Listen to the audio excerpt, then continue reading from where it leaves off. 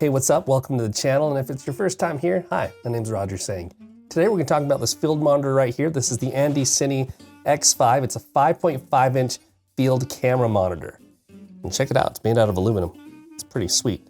Now, why would anybody need a field monitor? Well, one, you want to display that more than just you can see if you're on a crew, but also if you have a camera that has a flip screen, which most do, check out the size difference on here.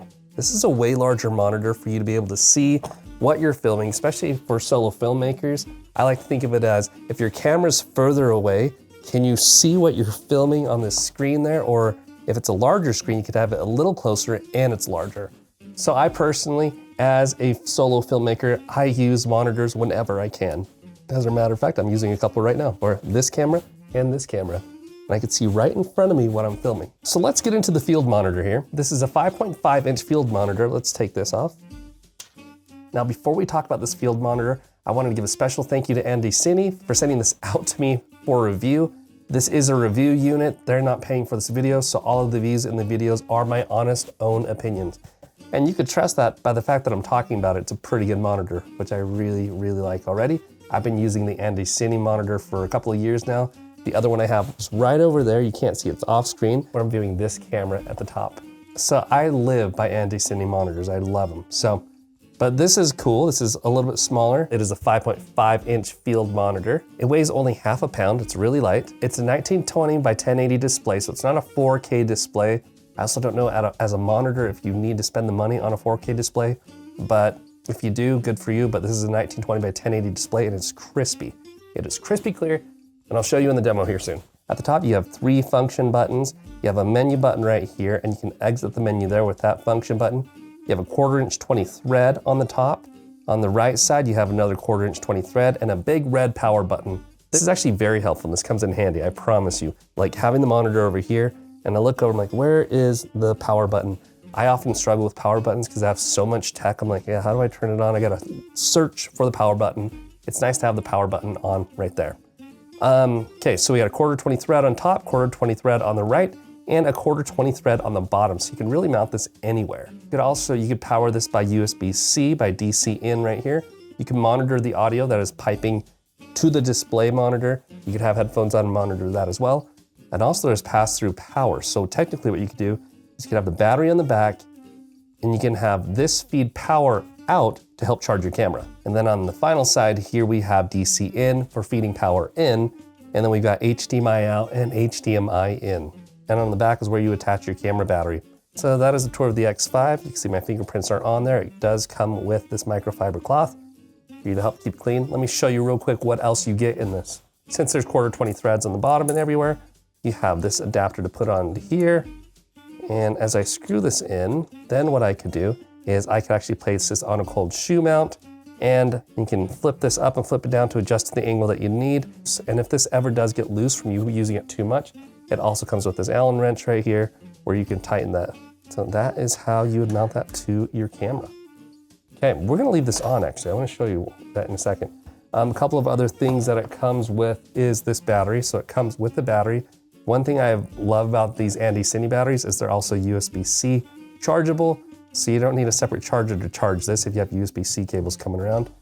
Because if you have USB-C cables laying around that you keep using, all you do is plug in the battery right there and it clicks in. Then when you're done with the battery, you take that out. Okay, there's your power. You got some tools here that we talked about. Now some cables. To charge it, you can charge either the battery or pass power through via USB-C. So you get this USB-C to USB-C. But if you remove the USB-C adapter, you get USB-A to USB-C, so that's kind of nice. It gives you the versatility and the options there that comes with it. And for connecting to your camera, you also get a couple of HDMI cables. You have the standard HDMI to HDMI, and then you also have this HDMI to the smaller HDMI for your camera. That's the one we're gonna be using. And last but not least, it comes in this little package here. So all of this fits into this Andy Cine package. I'm gonna set to the side what we don't need currently. I'm actually gonna pop in one of my small rig batteries because I love these. I charged this up previously, so I'm gonna use that. You see I have power feeding to the monitor. And now what I'm gonna do is I'm gonna turn this on to show you how this works. Okay, I've got this cold shoe mount on the bottom. I've got my A7C right here. There's a cold shoe mount right there.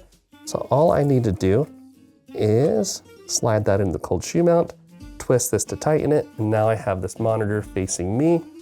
I can then plug in my HDMI in, and I can plug that into my HDMI out from my camera.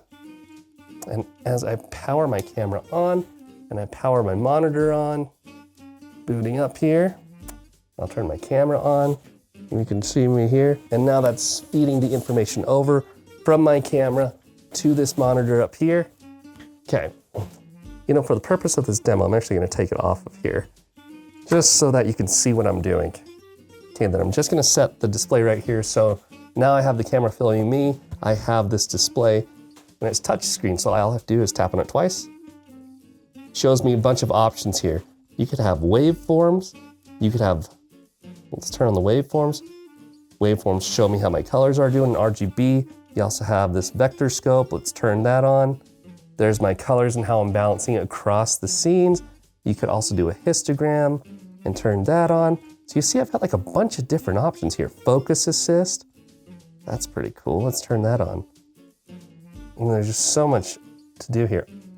Exposure levels, shows you right at the window, those zebra lines shows you that it's overexposed. So there's great pieces of information here for you to monitor your footage with, but also markers. You could set up grids. You could do grids, so I could do grids 3x3. Let's go back to marker. Turn off the grids. You could do safe frames. Safe zone right there. You get this red square around in the safe zone. So I'll know that the safety area is, as long as my subject is in that red area, that's where I film. And there's just so many options here. Let's go back to safe frames. One thing that I really like to use is this ratio marker. Sometimes I want to feel like I'm filming cinematically, so I'll tap on 2.35:1 and turn that on. And it shows me this transparency of like this cinematic style. If I'm gonna put some black bars on later to make it look cinematic, that's in there. And it's transparent, so you can see what's above and below, just so that you know safety-wise what's gonna be clipped out, if that's what you choose to choose. Image, aspect ratio. Let's go back to marker. We're gonna turn off our ratio marker. Let's turn off all of these other things actually. All waves off. Waveform off. Vector off. Histogram off. Okay. Now under image, you could actually change the aspect ratio of what you're filming. So I have that 2.35:1, and now you see like it squished me. If I'm filming with like an anamorphic lens, I have that option to have the monitor view what I want it to see, the ratio style of it. Anamorphic, we'll go aspect ratio, let's go auto, go back. Anamorphic, as I mentioned before, depends on the kind of lens that you have.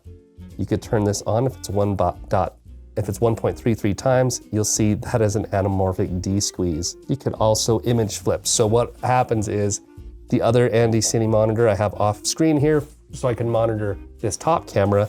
I actually have it mounted this way, but I went into image flip, and for horizontal flip and vertical flip, I've turned both of those on, and now you'll see it flips everything upside down. And I could just flip the whole monitor itself, but I don't want to do that because I'm OCD about having the logo upright and all the buttons upright everywhere I want it to be. Now, a couple of user options here, which is really cool. You could actually, if you're filming in a flat color profile, you could actually display a LUT on top of it. System S-Log2 to 709 cube. You'll see that LUT is on there. Let's go back to user options, LUTs. So you could actually custom import your LUTs, the ones that you want to use to display on here. You got HDR, display adjustments, you could have your backlight, your brightness, you could adjust anything on there, color adjustment. You could really fine tune this to the way that you want it to be. So color temperature, if I do 5600, that's generally where I'm filming at actually. Yeah, that looks a lot better for the kind of footage that I'm filming is 5600 Kelvin. That's where I have most of my lights set at, is roughly around 5600.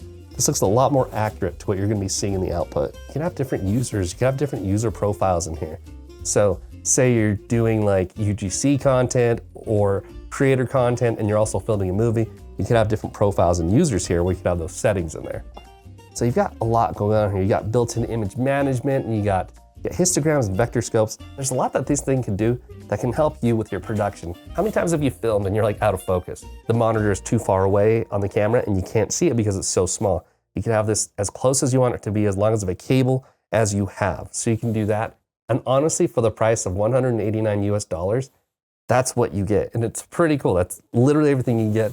I think if you're a content creator and you don't have a monitor, you probably should get one. There's hardly any lag. So let's see, I'm gonna give you a real-time wave and you see how fast everything's going.